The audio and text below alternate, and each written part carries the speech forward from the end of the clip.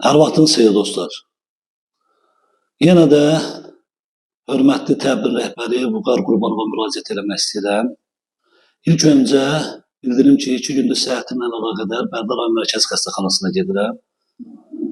Həqiqətən də orada həkimlərin çəkdiyi əziyyəti, həkim personalının, xəstəxananın personalının işçilərinin çəkdiyi əziyyət göz qabağındadır. Bu danılmazdır. O qeydiyyatda oturan xanımlar nə əziyyət çəkir, onu getsəz ora özünüz şahid olarsınız. Demək, oranın mühafizə xidmətləri, mühafizəçilər əzab çəkirlər. İnsanlar çox aqressivləşir, növbə gözləmirlər, səs, küy, aqressiv cavablar. Həkimlərdən heç danışmağa dəymir, ona görə ki, həkimlər əzab çəkir, zulm çəkir. Onların kabinetlərinin qarşısı, həkim kabinetlərinin qarşısı insanlarla, xəstələrlə doludur. Növbəni pozmaq istəyir çoxları, istəyirlər ki, növbədən kənar girsinlər. Düzdür, xəstədirlər, o vətəndaşları da qınamıram mən. Məcburdular. Məcburdular, ona görə ki, canları xəstədir, ağrıyırlar. Onlar da başa düşürəm, həkimlər də başa düşürəm.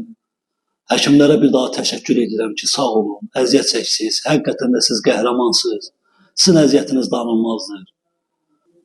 Hörmətli Vüqar müəllim, demək, Bərdə xəstəxanasında vəziyyət acınacaqlıdır. Bərdədə məcburi köçkündən bir yerdə 300 minə yaxın əhali var. Hələ qıraq rayonlardan gələnləri demirəm. İndi özünüz düşünün ki, Bərdə xəstəxanasında vəziyyət necədir? Demək, şəkər xəstələri üçün pilot layihə hazırlanır. O həmin şəkər xəstələri bir yandan xəstəxanada bir neçə həkimin yoxlamadan keçməlidirlər. Ondan əlavə çağırışçılar. Hamısı xəstəxanadadır. Dövlət idarələrində işləyən, dövrü müayinədən keçmək istəyənlər, onlar da xəstəxanadadılar. Hətta indi onlardan da sonra vətəndaşlar. İndi görün vəziyyət Bərdə xəstəxanasında nətərdir? Həkimlər nə əziyyət çəkir? Oradakı həkimlərin bir neçəsinə söhbət edir. Ərizə yazıb dövlət xəstəxanasından getmək istəyir. Bir gün hətta birinə demişəm ki, qardaş, xahiş edirəm. Mən də sizdən bir xahiş edirəm. Valla siz də getsəniz bu xəstəxanada kim qalacaq? Dövlətin xəstəxanasında Bərdədə kadr çatışmamazlığı var. Stasionar sahədə neyropatoloq yoxdur.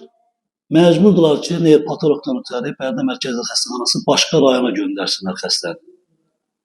Və MRT olunmaq istəyəni, KT olunmaq istəyəni Gəncə və Mingəçevir şəhərinə göndərsinlər. Axı Bərdə balaca rayon deyil.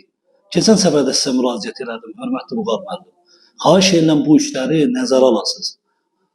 Cənab Prezidentimiz bu qədər vəsait ayırıbdır. Bu vəsaitlə biz vətəndaşlar məmnun qalmırıq. Cənab Prezidentimiz şərait yaradır ki, vətəndaşlıq məmnunluğu olsun. Amma çox təəssüflər olsun ki, o məmnunluğu biz görmürük. Mən Bərdə həkimlərini qınamıram. Onlar əziyyət çəkirlər. Onların iş saatından artıq işləyirlər. Hətta onların mən nahar vaxtını da görmürəm. Mən onları nə deyim, yazıq kimi görürəm. Bu qədər əzabın, əziyyətin, o qədər təhqirin, o qədər onlara aqressiv cavab verənlərin içində yenə də onlar məcburdular ki, o vətəndaşları yola versinlər. Hətta bəzilərinin görürəm ki, adi psixologiyasını pozub həkimlər. Vallahi billahi düz deyirəm, olanı deyirəm, həqiqəti deyirəm. Xahiş edirəm ki, bununla bağlı bir tədbir görəsiniz. Bərdə xəstəxanasında vəziyyət acınacaqlıdır.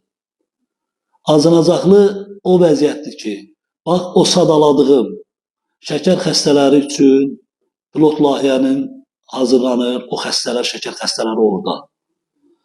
Çağırışçılar orada. Dövlət idarələrində işləyən, dövrü müayinə gələnlər orada və vətəndaşlar. İndi görün vəziyyət orada necədir? Kadr çatışmamazlığı da çoxdur. Həkimlərin çoxu qalmaq istəmir dövlət xəstəxanasında. Belə vəziyyətlə özəllərə getmək istəyir. Xahiş edirəm bunları nəzərə alasınız. Xahiş edirəm dəstək olasınız, kömək olasınız. Bərdə böyük rayondur. Biz vətəndaşlarda məmnun qalaq. Əgər bu qədər vəsait, sərmayə yönəlirsə, vətəndaş məmnunluğu yoxdursa, təbbin fəaliyyəti nəyə yarayır? Hörmətli Vüqar müəllim. Xahiş edirəm nəzərə alın. Bir vətəndaş olaraq sizə müraciətim budur. Təşəkkür edirəm. Sağ olun.